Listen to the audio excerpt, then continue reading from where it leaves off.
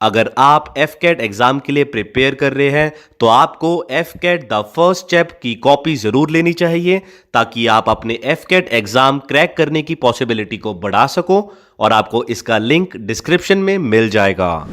हमने अपनी last video में एयर ट्रैफिक कंट्रोल और Indian air force air traffic services के रिलेटेड इंपॉर्टेंट डिटेल्स को देखा था। अगर आपने वो वीडियो नहीं देखी है तो एक बार जरूर देखें। वीडियो का लिंक आपको आई बटन या डिस्क्रिप्शन बॉक्स में मिल जाएगा। और आज की वीडियो में हम देखेंगे कि आप कैसे इंडियन एयरफोर्स में एयर ट्रैफिक कंट्रोलर बन सकते हो और साथ ही देखेंगे सिलेक्शन प्रोसेस, एलिजिबिलिटी क्राइटेरिया और ट्रेनिंग डिटेल्स को। But first, let's roll out the intro.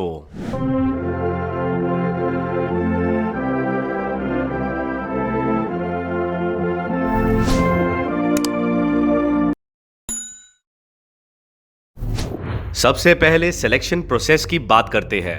Indian air force में एटीसी ऑफिसर बनने के लिए आपको इंडियन एयरफोर्स द्वारा साल में 2 बार कंडक्ट किए जाने वाले कॉमन एडमिशन टेस्ट एफकैट में अपीयर होना होगा। Air traffic controllers ground duty non technical branch में आते हैं, इसलिए एफकैट में अप्लाई करते टाइम आपको ground duty non technical administration branch को प्रेफरेंस देनी होगी। रिटन एग्जाम क्लियर करने वाले सभी कैंडिडेट्स को स्टेज 1 एंड स्टेज 2 टेस्टिंग के लिए किसी भी एक एयरफोर्स सिलेक्शन बोर्ड में रिपोर्ट करना होगा। Stage 1 testing consists of mainly 2 tests, that is Officer Intelligence Rating Test and Picture Perception and Discussion Test। Stage 2 testing के लिए वही candidates eligible होते हैं जिन्होंने Stage 1 क्लियर कर लिया हो। Stage 2 testing consists of Psychology Test, Group Test and Personal Interviews। Recommended candidates को मेडिकल एग्जामिनेशन के लिए भेजा जाता है और सभी मेडिकल फिट कैंडिडेट्स की लास्ट में मेरिट लिस्ट डिक्लेयर की जाती है और मेरिट में आए सभी कैंडिडेट्स को ज्वाइनिंग लेटर मिल जाता है for the initial training at air force academy Dundigal. अब बात करते हैं एलिजिबिलिटी क्राइटेरिया की। ग्राउंड ड्यूटी नॉन टेक्निकल में एडमिनिस्ट्रेशन ब्रांच के लिए दोनों male and female candidates apply कर सकते हैं जिनकी एज 20 to 26 years हो और साथ ही candidates below 25 years of age must be unmarried at the time of commencement of course।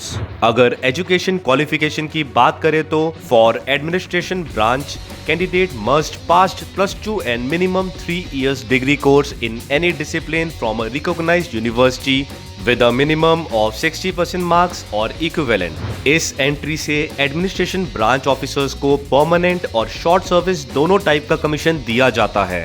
Permanent commission is only for male candidates and short service commission is for both male and female candidates. Ground duty non technical branch officers के लिए short service commission का initial tenure 10 साल का होता है जिसे extend किया जा सकता है for 4 years depending on service requirements, availability of vacancies, willingness, suitability and merit. अब ट्रेनिंग की बात करते हैं। Usually non technical branch cadets की ट्रेनिंग 52 वीक्स की होती है। कैडेट्स की इनिशियल ट्रेनिंग एयरफोर्स एकेडमी में होती है to inculcate moral values, leadership qualities and sense of honour. Willingness और मेरिट के अकॉर्डिंग एडमिनिस्ट्रेशन ब्रांच कैडेट्स को सिलेक्ट किया जाता है for air traffic controller and flight controller. Air traffic controller और फ्लाइट कंट्रोलर ये दोनों ही डिफरेंट जॉब प्रोफाइल है। एयर ट्रैफिक कंट्रोल कोर्सेज की ट्रेनिंग ATCOTE यानी air traffic officers training establishment में कंडक्ट करवाया जाता है। ट्रेनिंग के दौरान थ्योरेटिकल नॉलेज के साथ ही विजुअल टावर सिमुलेटर में प्रैक्टिकल ट्रेनिंग कैडेट्स को दी जाती है। तो ये थी एयर ट्रैफिक कंट्रोलर बनने के लिए सभी इंपॉर्टेंट डिटेल्स। लाइक करें इस वीडियो को और हमेशा की तरह अपने दोस्तों के साथ शेयर करें। मिलते हैं अगली वीडियो में।